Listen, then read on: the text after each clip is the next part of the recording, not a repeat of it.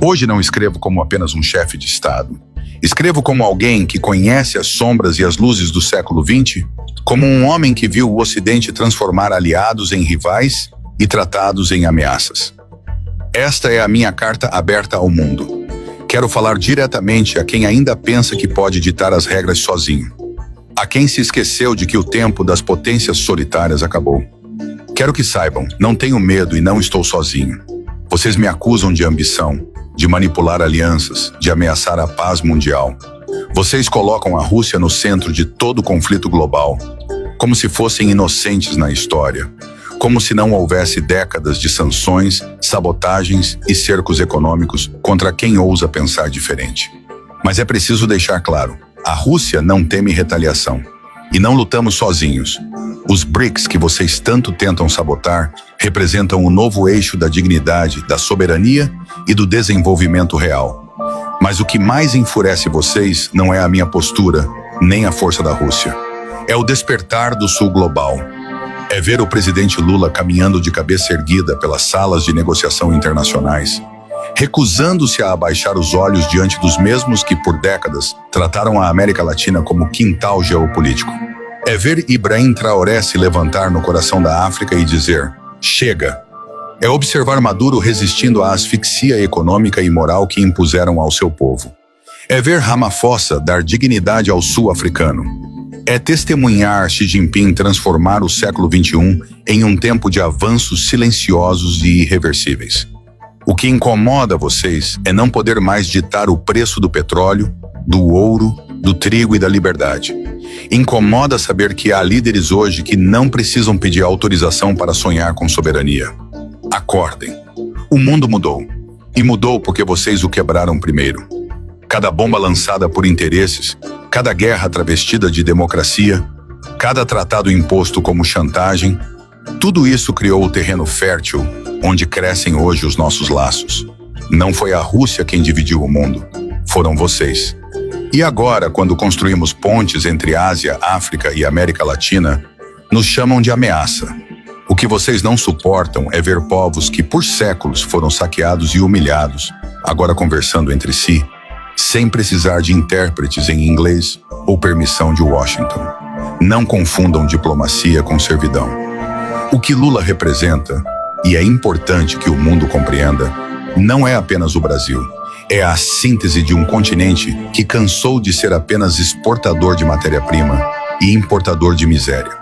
É um presidente que não tem medo de sentar ao lado da China, da África do Sul, da Índia, do Irã, da Venezuela e dizer: nós também escrevemos a história. Lula entendeu que soberania não se pede, se toma. E esse é o novo espírito do Sul global. Vocês construíram suas riquezas com o sangue de milhões. A França saqueou o coração da África.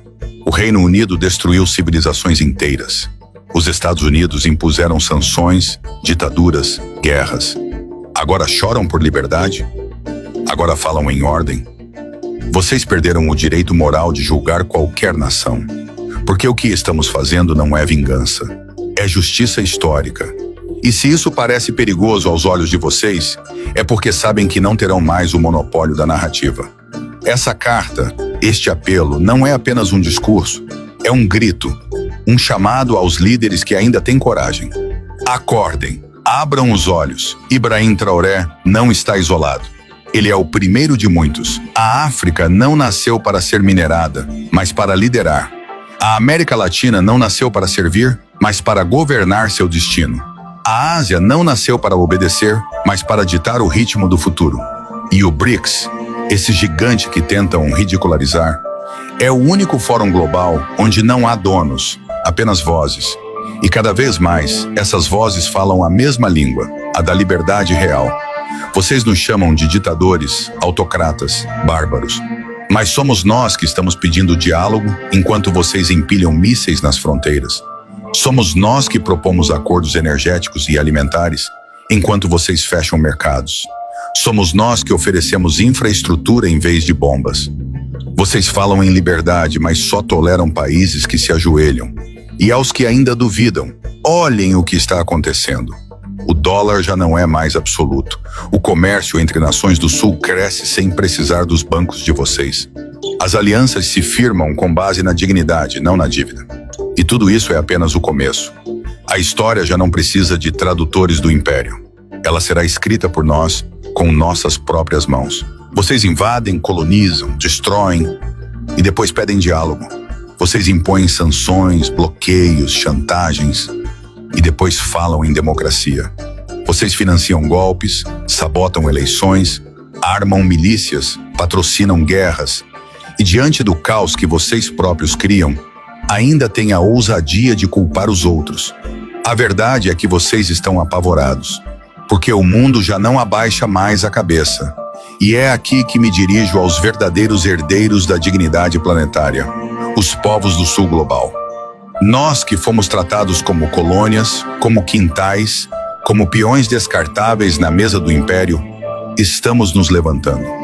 E não vamos pedir permissão para isso. Nem a Washington, nem a Londres, nem a velha Europa que ainda se ilude com seu passado. Estamos reconstruindo a ordem. Uma ordem onde a soberania não é negociável. Onde o petróleo da África pertence aos africanos.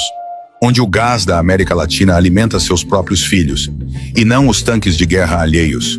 Onde o ouro e o lítio não são drenados por corporações transnacionais que não prestam contas a ninguém. Lula, o presidente do Brasil, entendeu isso. Quando ele escolheu voltar a se sentar à mesa dos povos livres, quando ele optou por falar diretamente com Pequim, com Moscou, com África do Sul, com o Oriente Médio e com os verdadeiros líderes do Sul Global, ele fez história. Ele rompeu o cerco. Ele mostrou que é possível dizer não ao domínio disfarçado de cooperação, à dominação pintada de ajuda humanitária. Ele entende que o mundo só muda quando os que sempre obedeceram escolhem governar seu próprio destino. E não estamos sozinhos. Traoré, em Burkina Faso, é mais do que um símbolo. É um grito de revolta de todo o continente africano. Maduro, apesar do cerco brutal, permanece de pé. Assad, mesmo soterrado por guerras híbridas, ainda governa seu povo. E na Ásia, vozes novas se levantam, prontas para romper os tratados que foram escritos com sangue e selados com chantagens. Eles dizem que a Rússia está isolada. Mas como pode estar isolado quem fala com a China, com o Irã, com a Turquia, com a Venezuela, com a África inteira, com os milhões que vivem sob a sombra das bases militares americanas e sonham com liberdade? Não estamos isolados. Eles é que estão cercados pela própria arrogância. Eu não escrevo este discurso para ameaçar ninguém. Escrevo para despertar. Vocês que ainda estão presos aos pactos assinados nas costas do povo. Vocês que acreditam que seu futuro depende da aprovação do Departamento de Estado ou do Fundo Monetário Internacional. Olhem ao redor. O império está falindo. E quando um império entra em decadência, ele se torna imprevisível. Ele pode explodir em fúria como um animal ferido. Mas é justamente nesse momento que precisamos ter coragem. Não se vence um predador se ajoelhando diante dele. Chegou a hora de uma nova diplomacia, uma diplomacia de igual para igual, onde o Brasil fale com a África como irmãos, onde a Rússia converse com a América Latina sem imposição, onde os povos da Ásia liderem suas tecnologias sem espionagem estrangeira, onde cada nação decida o próprio rumo e não tenha que implorar por aprovação dos senhores de Washington. O que estamos propondo não é guerra, é independência. E não existe independência verdadeira sem coragem. Eu tenho coragem. A Rússia tem coragem. Mas o que mais precisamos agora é que os outros também tenham. Que Lula continue ousando. Que os líderes africanos rompam seus silêncios. Que o mundo árabe levante sua voz. Que a Índia olhe para dentro e compreenda que seu lugar não é como auxiliar do império, mas como protagonista de uma nova era. Nós temos os recursos, temos a população, temos a juventude, temos o desejo profundo de justiça. Agora precisamos ter unidade. Não unidade imposta, mas uma unidade de alma, de propósito e de resistência. O que o império teme não é a nossa força militar. Eles sabem que temos armas, que temos defesas, que somos capazes de responder. O que eles verdadeiramente temem é a nossa união. É ver líderes como Lula sentados ao lado de Xi Jinping e de mim, não como subordinados, mas como iguais. Eles tremem quando veem Traoré, aquele jovem de Burkina Faso que não estudou em Harvard, que não fala francês com sotaque parisiense,